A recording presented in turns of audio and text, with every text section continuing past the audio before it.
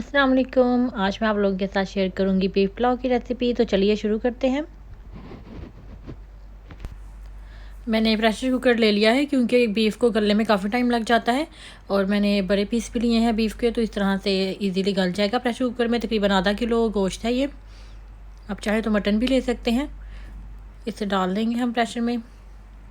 इस पे पानी भी अच्छी मिकदार में जाएगा ताकि अच्छी तरह से ये गल जाए और इसके बाद भी कुछ पानी इसमें बचे।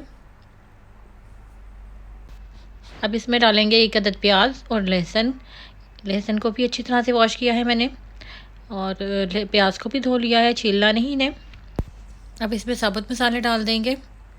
ये 5 से 6 अदद मैंने लौंग लिए हैं। 1 टीस्पून भर के मैंने साबुत सूखा धनिया लिया है और 1 टीस्पून सौंफ ली है। उसके अलावा 1 टीस्पून ज़ीरे का है। साबुत काली मिर्चें हैं 8 से 10 अदद ले ली हैं मैंने और इसके अलावा एक दालचीनी का टुकड़ा है। ये सब चीज़ें चली जाएंगी इसमें। इसके बाद डालेंगे इसमें 1 अदद तेज़पत्ता। अब इसमें 1 टीस्पून मैं नमक डालूंगी, बाकी मैं बाद में चावलों में ऐड करूंगी। अब इसमें पानी डाल देंगे अच्छी तरह से, गोश्त इसमें डूब जाए इतना पानी डालेंगे। तो इसी पानी में चावल भी पकाने हैं, इसलिए अच्छी मिकदार में पानी डाल दूंगी इसमें मैं।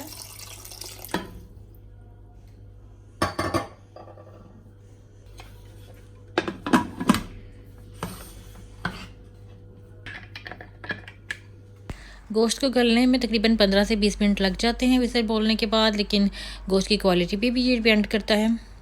एक ये मैंने दरमियाने साइज़ का प्याज ले लिया है, इसको काट लेंगे।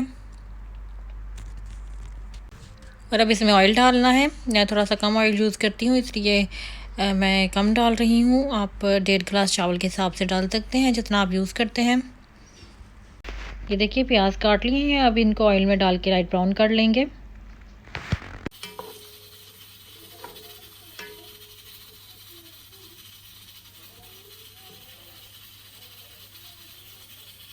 अगर प्याज ब्राउन होने में टाइम ले रहे हो तो इसमें 1 टीस्पून नमक डाल दें तो ये जल्दी ब्राउन हो जाएंगे। अब प्याज ब्राउन हो गए हैं, इसमें थोड़ा सा पानी डाल देंगे। अब गोश्त को चेक कर लेंगे कि यखनी इसकी बन गई है और गोश्त जो है वो गल गया है।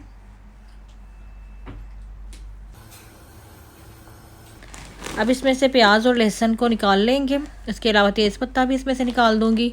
बाकी जो मसाले हैं इसमें वो नीचे बैठ जाएंगे, सौंफ वगैरह, तो ऊपर से हम यखनी को निकाल लेंगे। अब ये थोड़े से साबुत मसाले ले लिए हैं मैंने। 1 टीस्पून काली मिर्चें हैं, 1 टीस्पून तकरीबन सौंफ का है, 3 अदद लौंगी हैं, 1 तेज़पत्ता है, 4 हरी इलायची हैं। ये सब हम डाल देंगे प्याज में। इसके अलावा ये टमाटर ले लिए हैं मैंने 2, एक बड़ा लिया है और एक थोड़ा सा छोटा है। इसको काट लूँगी और ये भी जाएंगे इस प्याज के मसाले में। और अब ये टमाटर चले जाएंगे। कुछ देर वेट करेंगे हम टमाटर के गलने का। अब इसमें सिर्फ 1 टीस्पून मैं कुटी हुई लाल मिर्च डालूंगी और 1 टीस्पून जीरा जो मैंने भूल के भी डालना वो डाल दूँगी। इसको दरमियानी आंच पे रख देंगे थोड़ी देर। अब यहाँ पे तकरीबन मैंने 3 टेबलस्पून दही ले लिया है, इसको अच्छी तरह से फेंट लूँगी। अब इसमें डालेंगे दही। पहले मसाले को चेक कर लेते हैं किस हद तक गला है। थोड़ा सा इसको चम्मच के साथ मैश भी कर लेंगे। उसके बाद इसमें आंच को धीमा करके दही ऐड कर देंगे।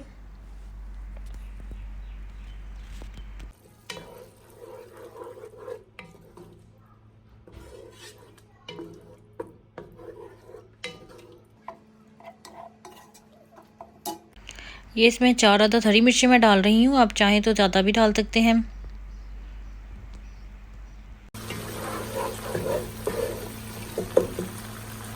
अब इसमें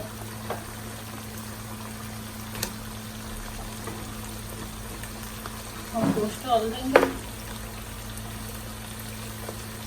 वैसे तो इसको भूनने की जरूरत नहीं होती है, साथ ही हम इसमें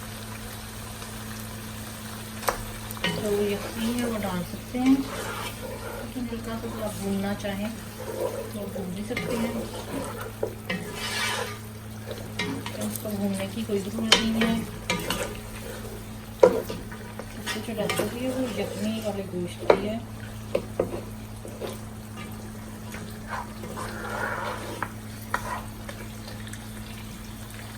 इसमें मैं डाल दूँगी यखनी,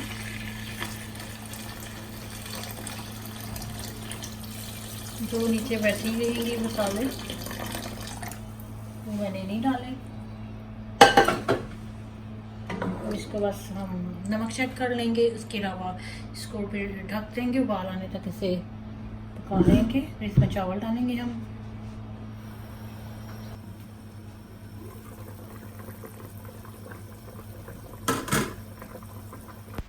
अब जो यखनी है वो बॉईल हो गई है, इसमें अब हम डाल देंगे चावल। तकरीबन मैंने 1 घंटा तक ये चावल भिगोए हैं।